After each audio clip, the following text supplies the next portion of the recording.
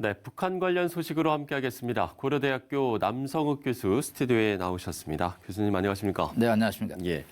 자, 일단 2박 3일로 우리나라를 방문했던 비건 부장관 이야기부터 좀 해야 될 것 같은데, 글쎄 이번 방한의 성과라고 해야 될까요? 좀 어떻게 보시는지요? 방한의 성과는 뭐 A, B, C 학점 중에서 네. 그냥 B 학점 정도로 나갈 그렇습니까? 수밖에 없지 않냐. 예. 일단 뭐 특별한 뉴스가 없었다. 가장 큰 기자들의 관심을 끌었던 뉴스는 역시 닭 한 마리.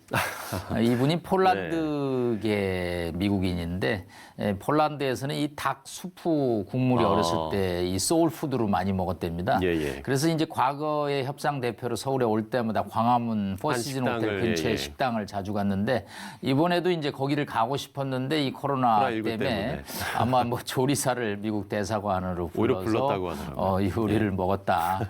그 얘기가 이 뉴스에 화두에 오른다는 것은 다른 성과가 뭐 크게 여의치 않았다. 일단은 지난 6월에 연락사무소 폭파 이후에 이제 한반도 상황을 이제 관리하려고 서울을 방문했는데 예. 이미 오기 전부터 최선희 부상, 권정근 미주국장이 만날 일 없다라고 이제 찬물을 사실은 끼얹었죠. 그래서 뭐 올 때 기대와는 달리 뭐 판문점에 가서 전격적으로 최선희 부상을 만나서 3차 북미 정상회담 한다든가 그런 이제 아주 뭐 빅 이벤트 시나리오가 혹시 전개됐나 하는 게 일부의 관측이었었는데 이번에는 뭐 그런 빅 이벤트 없이 정말 2박 3일의 단순 일정, 즉 뭐 청와대를 가서 여러 가지 뭐 서훈 신임 국가안보실장을 만나고 하는 일정 정도로 마치고 일본으로 떠나갔습니다. 예.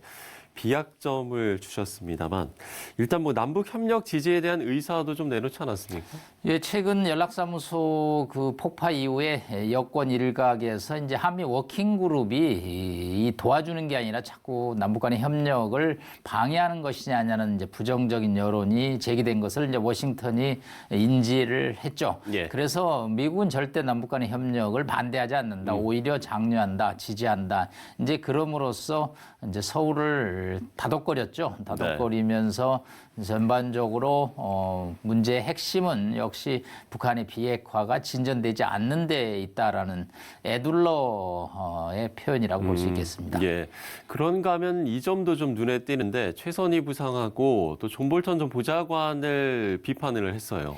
두 사람을 싸잡아서 비판했다는 표현이 나왔는데 예. 일단은 두 사람 다 부정적이다라는 거죠. 세상사에 대해서 무조건 반대하고 비판한다. 존 볼턴도 미국과 북한 간의 협상이 잘 안 될 거고 예. 어차피 파국이다라는 입장이고 최선희 부상 역시 문제에 대해서 진전을 보이거나 뭐 긍정적인 평가를 하기보다는 자꾸 뭐 미국의 입장을 비판만 하고 양보보다는 상대방의 항복을 요구한다. 그런 측면에서 이제 본인이 사실은 부장관이 됐거든요. 예, 그 그렇죠. 전에 차관급 입장에서. 그래서 이제 본인이 이제 협상을 사실은 한번 제대로 해야 되는데 예. 카운터파터가 지금 나타나지를 않는 거죠. 그러니까 권한을 가진 협상 대표가 나타나라. 나도 권한을 갖고 있다. 그래서 우리 협상을 제대로 해보자. 이제 이런 측면에 대한 불만이죠. 사실은 부장관이 됐는데도 제대로 된 협상을 못한 데 대한 불만이 이제 볼턴의 회고록과 함께 이번에 싸잡아서 이야기가 나온 것으로 보입니다. 그 최선희 부상이 그 비건 부장관의 이제 카운터 파트너 말씀을 해주신 대로 카운터 파트너가 아닙니까? 근데 이게 외교적으로 좀 그런 어떤 이례적인 일이라고 할 수 있지 않을까요? 그렇죠. 외교적으로 상대방을 이렇게 인신 공격적인 발언으로 비판하는 것은 이례적이죠. 네. 이제 사실 스티브 비건 입장에서는 차관에서 부장관으로 자기가 승진했으면 이제 자기도 마이크 폼페오와 함께 트럼프 대통령으로부터 전권을 받았다라는 거죠. 네. 그런데 이제 이 최선희 부상은 자꾸 김정은 위원장과 트럼프 대통령 간의 뭐 직거래를 통해서 정상회담을 하는 이런 구도만 관심을 갖는다는 거죠. 그러니까 탑다운 방식에만 관심이 있다. 그렇습니다. 나도 전권을 갖고 나왔으니 너도 전권을 갖고 나와라. 그래서 제대로 된 협상을 통해서 뭐 정상회담을 하든지 비핵화의 진전을 보이는 예. 이제 그런 일이 사실은 지난 지난 그 하노이 회담 이후에 진행되지 않는 데 대해서 불만을 표시를 한 것으로 보입니다. 예. 그런가 하면 좀 이런 분석도 있는 게 지금 이런 이제 외교적 제스처가 미국이 이제 사실상 북한이 원하는 제재 완화 같은 어떤 획기적인 제안을 할 수 없는 상황에서 대화 중단의 책임을 오히려 이제 북한에 떠넘기려는 또 이런 의도가 있다. 이런 좀 분석도 있는 것 같아요. 사실은 뭐 양측이 지금 공놀이를 하고 있다는 예. 표현을 제가 쓸 서로 수밖에 떠넘기고 없는데 있다. 서로 예. 떠넘기기죠.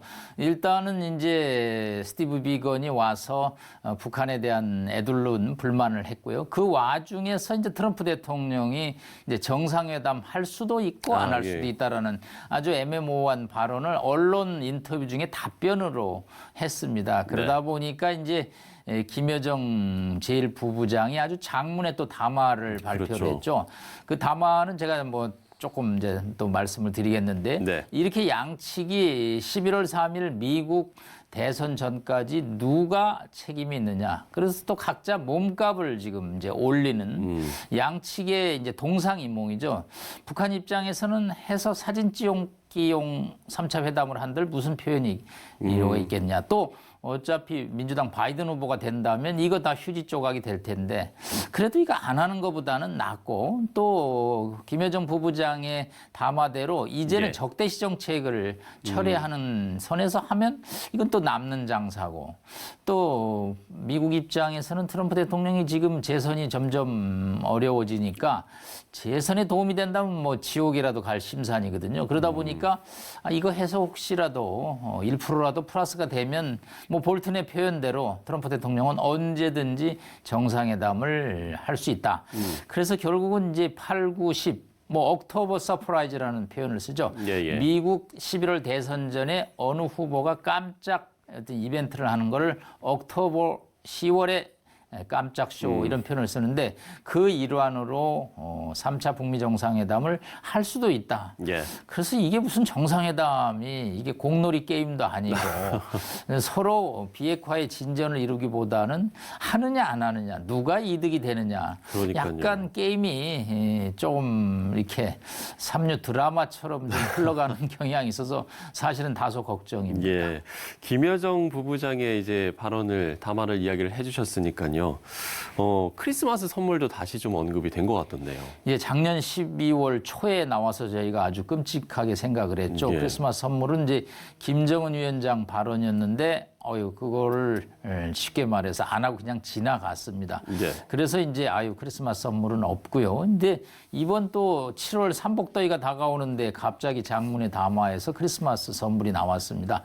그러니까 기본적으로 앞에 전반부 문장은 북미 정상회담 올해 없다. 그리고 뭐 필요 없다. 이제 아주 단호한 이제 부정적인 입장을 했는데 후반부에 가니까 조금씩 뉘앙스가 좀 달라서 여운을 남겼습니다. 그런 분석들이 많더라고요. 네, 그래서 후반부에 가면 뭐 할 수도 또 있다. 근데 조건이 비핵화 대 제재 완화가 아니라 대북 적대시 정책 철회 대 제재 완화다. 그러니까 몸값을 굉장히 높였고요. 이런 정도 받아들이면 우리가 할 수 있다.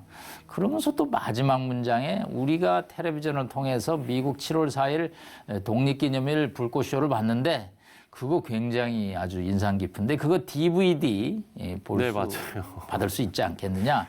라고 이거 김정은 위원장의 뜻이다라고 이제 뉘앙스를 남김으로써 뭐 어떤 연애 편지를 갖고 뭐 썸을 탄다고 요즘 젊은 친구들이 얘기를 하는데 줄다리기가 좀 지나친 것 같습니다. 예. 흔히 이제 이른바 밀당이라고 표현을 하는데 네. 예. 그런 좀 모습들도 좀 있는 것 같습니다. 그런가 하면 이제 트럼프 대통령도 이 3차 북미 회담 발언을 했습니다만 또 폼페이오 장관도 또 이야기를 했거든요. 교수님께서 보시기에는 3차 북미 정상회담의 성사 가능성 좀 어떻게 저는 보세요? 49%라고 봅니다. 49%요? 네, 그러니까 안 되는 51%가 쪽이. 네. 되는 쪽이 아니라는 거죠. 예. 그러니까 이 얘기는 결국은 이게 2번 해봤거든요. 상대방의 이제 복심을 파악을 했습니다. 보관을. 그래서 이제 또 하면 사진 찍기용은 더 이상 이제 할 필요가 없는 거죠. 예. 진짜 또 한 번 어디 동남아 국가에서 사진 찍기용 하면 아마 하기도 전에 비판 여론이 더 커질 겁니다.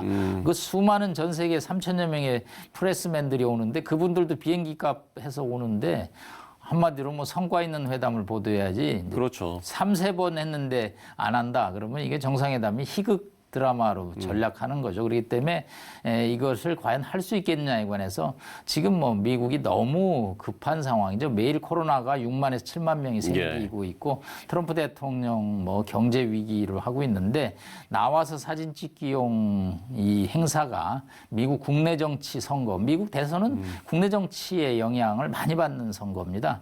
그런 상황에서 과연 트럼프 대통령이 아무리 돌발 변수 볼턴이 아무리 뭐 예측을 해도 제 입장에서는 49%라고 평가할 수밖에 없습니다. 예. 일단은 좀 지켜봐야 될 것 같습니다. 자, 오늘도 북한 관련 소식 고려대학교 남성욱 교수와 이야기를 나눠봤습니다. 오늘 말씀 고맙습니다. 고맙습니다.